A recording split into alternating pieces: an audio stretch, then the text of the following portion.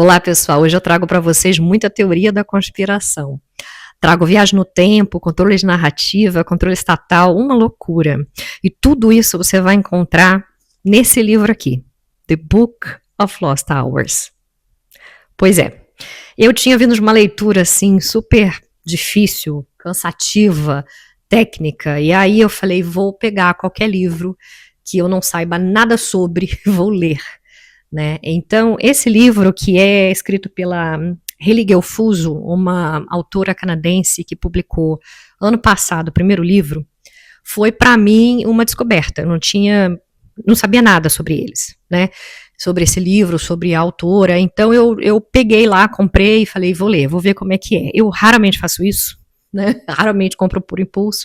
Mas esse livro, assim como a maioria do que eu tenho visto, tá lá naquela hype de um monte de livro, tá com nome de, seja de livraria, seja de biblioteca, alguma coisa desse tipo. E eu vi que o The Book of Lost Hours, que em português quer dizer O Livro das Horas Perdidas, que eu saiba ele tá disponível em audiobook para o Brasil, ele foi muito comparado com a Biblioteca da Meia-Noite. Eles têm algumas semelhanças, né? Os dois têm uma biblioteca mágica que transportam você para um lugar diferente. E eu não quero dar spoiler aqui sobre nenhum dos dois, senão eu vou estragar a história para quem não leu. Mas o que eu posso dizer para você é que, por causa disso, como eu li a Biblioteca da Meia-Noite e eu gostei, eu acabei entrando na vibe, comprando esse aqui também e experimentando uma leitura muito legal, que me deixou pensando bastante por algumas semanas depois que eu terminei o livro.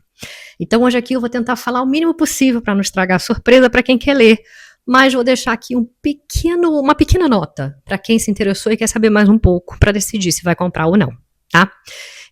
A autora, ela escreve de uma forma muito simples, muito rápido, muito fácil, você não tem que pensar muito, e ela divide a história em duas linhas do tempo.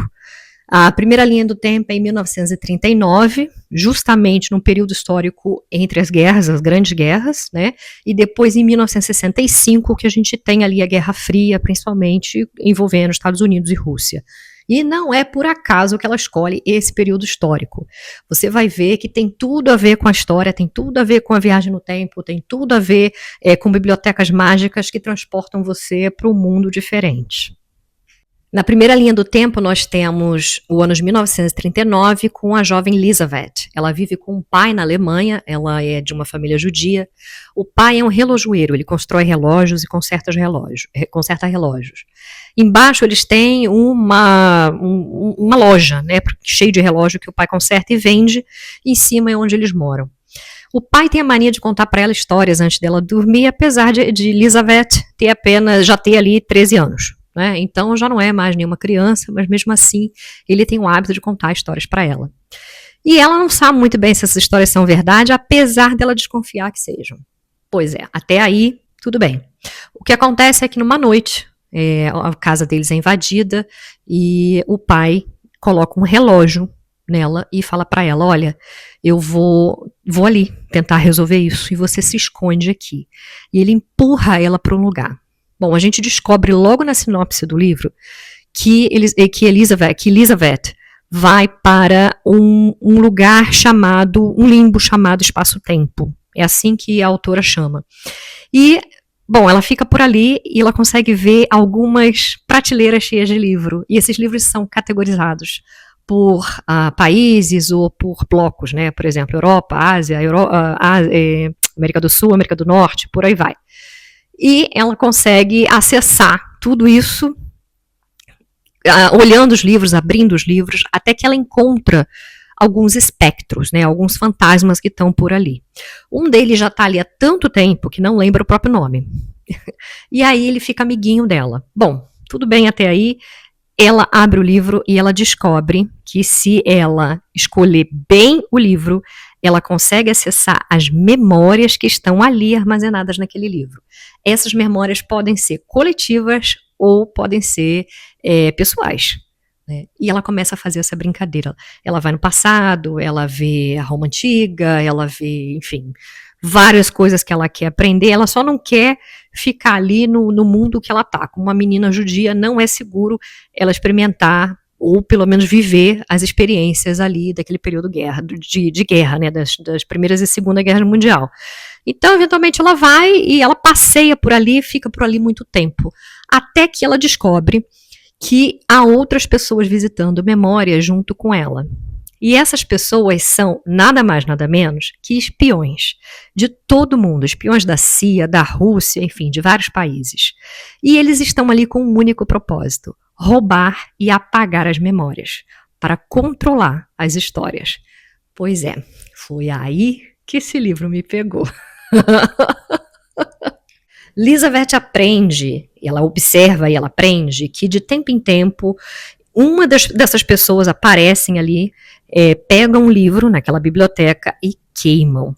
Quando eles queimam, como eu disse, a memória desaparece. O problema é que quando a memória desaparece ali naquele espaço-tempo, ela desaparece também no mundo real. E ali começa um processo de aprendizado. Ela vai conhecer várias pessoas, vários agentes de diversos países, e ela precisa se manter segura por ali, porque não é um local, né, o mundo que ela vive em 1938 e 1939, é onde começa a guerra, não é um local seguro para ela, ela é uma menina, então ela procura se esconder para ela sobreviver por ali, até ela arrumar um jeito de voltar para o mundo real. Só que numa dessas aventuras dela, viajando para conhecer memórias, ela conhece um rapaz chamado Ernest. A gente vai chamar de Ernesto para ficar mais fácil, tá?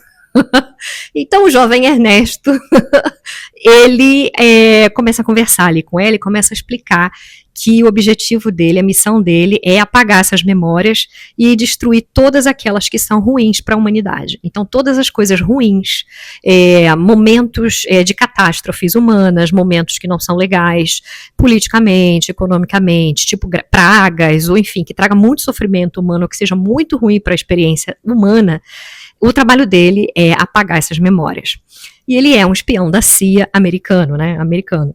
Enquanto isso, tem outros russos que procuram também ali entrar e fazer o mesmo. Só que os estados estão fazendo isso como uma arma, né? Eles estão em guerra, óbvio, e eles estão acessando esse espaço-tempo, usando essa biblioteca, justamente para ou guardar alguma coisa que eles não queiram que ninguém descubra, ou destruir algo para ganhar vantagem em cima do inimigo deles. E ela está ali, essa menina, no meio dessa guerra, sem saber nada, bulufas do que está acontecendo no mundo real, né, e sem ter ideia do que, de fato, as grandes guerras aconteceram.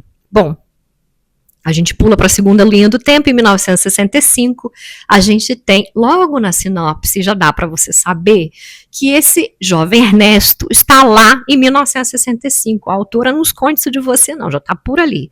A gente vê justamente o funeral dele em 1965. A sobrinha, que é a única que sobrevive da família, a Amélia, ela está por ali no enterro do tio Ernesto, que já, enfim, ainda é um agente da CIA, né, e ela está enterrando ele. Ela já não tem pai, já não tem mãe, já não tem nada disso. Alguns agentes da CIA vão ao enterro e um deles se apresenta para ela, e essa moça se chama Moira. A Moira tem como objetivo cuidar da Amélia até que ela cresça, e ela entrega para a Amélia um relógio. Diz para a Amélia que o objetivo dela, herdando esse relógio, é se tornar também uma agente da CIA, para que ela possa acessar essa biblioteca e apagar as memórias que sejam interessantes para os Estados Unidos. E a Amélia vai aos poucos tentando entender como faz o processo, né, como entra, como apaga a memória e como faz tudo isso, e tentando sobreviver também a esse luto do tio. A gente é justamente jogado aí no meio desse caos. Essa é a sinopse do livro. Então, basicamente, o que acontece é, eles recebem esses relógios, são famílias que por gerações possuem ou consertam esses relógios, e essas famílias têm acesso ao tempo e espaço, né? E ela consegue entrar nessa biblioteca. Todo mundo que tem esse relógio consegue fazer isso, mas como? Eles giram o relógio no sentido anti-horário, e aí eles conseguem chegar nessa biblioteca. Ao abrir o livro, eles conseguem acessar a memória. Se eventualmente eles quiserem queimar, como os espiões fazem, eles precisam queimar o livro. O que Lizaveth faz é justamente salvar esses livros, salvar essas memórias. Então, quando o espião entra e ele pega o livro, ela fica ali de butuca, só esperando eles pegarem o livro. Quando eles pegam e acendem a fogueira para queimar lá na biblioteca mágica, eles normalmente queimam o livro e vão embora. O que ela faz? Ela vai lá, ela apaga o fogo e ela consegue salvar aquela memória. E com isso, ela bota num livrinho azul, de couro velho, com uma florzinha que em inglês é Forget Me Not, ou seja, não me esqueças. Eu acho que é um nome muito comum em Portugal, mas eu não faço a menor ideia de como a gente chama isso no Brasil. É um livrinho azul de couro, com essa florzinha no meio, branquinha, azulzinha, e ela anda com esse livro para cima e para baixo, estocando essas memórias que deveriam ter sido apagadas pelos espiões. Bom, claro que isso dá coisa errada. Óbvio que eles vão descobrir que ela vai fazer isso. E em pouco tempo, o mundo inteiro está atrás dela, justamente para pegar esse livro, porque todos os países têm interesse em manter esse livro. Esse livro tem, enfim, memórias para todo lado, de todo mundo, né? Que se cair na mão errada pode estourar aí uma outra guerra.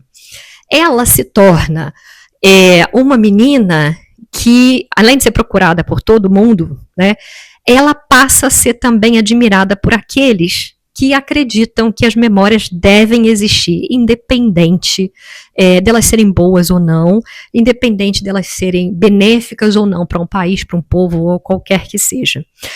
A grande sacada desse livro, eu acho, é quem tem o direito de apagar a memória?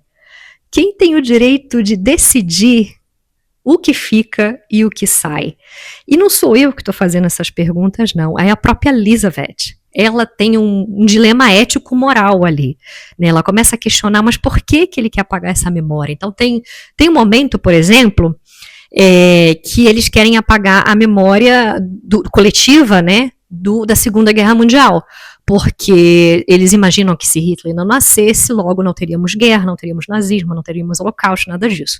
Então vários agentes entram nessa biblioteca mágica para apagar especificamente esse momento da história. Tem outros também que eles querem apagar, para evitar, por exemplo, as piores coisas do mundo, né? Os fascismos, as mortes, enfim, líderes que não são bons ou pessoas que vão fazer coisas muito ruins que vai impactar a humanidade. Em geral, eles querem fazer isso, mudar a história, reescrever a história. O passado não tá bom, vamos editar o passado, vamos colocar do jeito que a gente quer. Mas é claro que cada país, cada governo tem a sua própria noção ou tem a sua própria, enfim, vontade de reescrever do seu próprio jeito, obviamente. E foi aí que me pegou o livro. Enquanto eu estava falando de, enfim, viagem ao tempo, eu não achei o livro muito de ficção científica, apesar de falar de viagem no tempo, porque não é uma pegada tão forte, né? Tipo o Dark Matter, né? Ou imagino que seja energia escura, não sei, ou matéria escura, como é que está traduzido como é que tá traduzido no português. Então não é assim, para mim, aquele ficção, mas a mensagem dela, para mim, foi super política, né? E a Elizabeth, ela questiona o tempo todo isso. Quem tem o direito de dizer o que pode ser apagado? Quem tem autoridade para escolher como o passado precisa ser editado? Por que ele precisa ser mudado? Então as questões dela no livro, que são questões super ética-morais, né? Sobre ética e moral, faz a gente enfim, parar e falar assim, não, pera, eu preciso ler isso de novo, eu preciso pensar. O livro é super interessante, eu recomendo, não vou contar o final, porque, como eu disse, tem surpresinhas aí pelo caminho, eu não quero estragar, mas o tema central é justamente isso, o controle estatal, controle de narrativa, né, e ela usa a ficção, ela usa a fantasia para jogar essa história para o leitor. Então, para mim, foi nota 10, tá? Então, eu vou falar para vocês uma das minhas citações favoritas do livro. É claro que tem outras, mas eu não vou conseguir decorar. E eu não tenho prompt. Então, eu vou falar para vocês uma que faz sentido. O que poderia haver de tão perigoso em uma vida a ponto de alguém querer apagá-la? Elizabeth faz essa faz essa pergunta, né, porque eles querem pegar ela, obviamente, e também porque eles começam a apagar vidas, né, quando você altera uma história, por tabela você vai alterando gerações, pessoas podem não nascer, pessoas podem não existir, né, tanto que eles vão atrás da mãe do Hitler, para que ele não nasça. Enfim, você vai alterando toda a história. E quando você altera nessa biblioteca mágica, obviamente você altera também no mundo real. tá? Então, essa é uma questão, assim, que ela levantou de boinha, sem trabalho, sem metáfora, sem nada. O dilema ético-moral tá ali, aparece para você, leitor, na sua fuça, para você ter que lidar com isso. E se você acha que eu estou falando historinha, eu vou ler para você o prefácio, o pós-fácio que ela escreveu.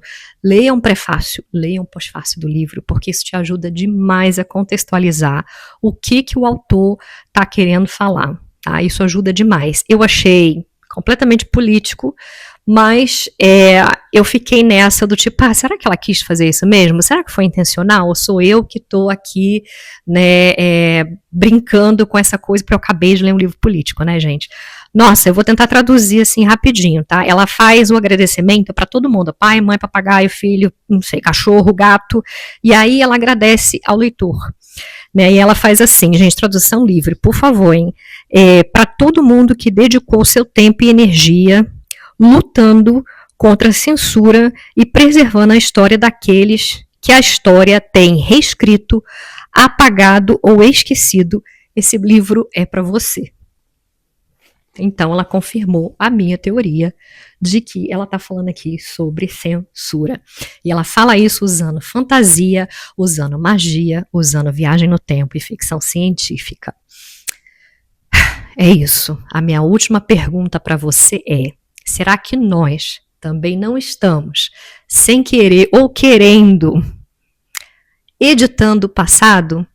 Será que a gente não está reescrevendo o passado o tempo inteiro para atender alguma coisa que seja benéfico para a gente?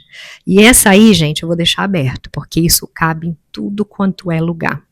Cabe isso pessoal, né, para sua vida pessoal, cabe também para a nossa vida enquanto sociedade. Quando a gente começa a reescrever as coisas, quando começa a tentar adequar para atender a nossa preferência, ou enfim, ou atender a algum tipo de força maior, será que a gente não está fazendo isso que eles estão falando aqui, entrando numa biblioteca mágica e queimando memórias? Será que as memórias precisam ser queimadas ou será que precisam ser guardadas, ainda que sejam ruins, para que a gente aprenda, a humanidade aprenda a não repetir o mal? Essa é a minha mensagem para você, eu espero que você tenha gostado.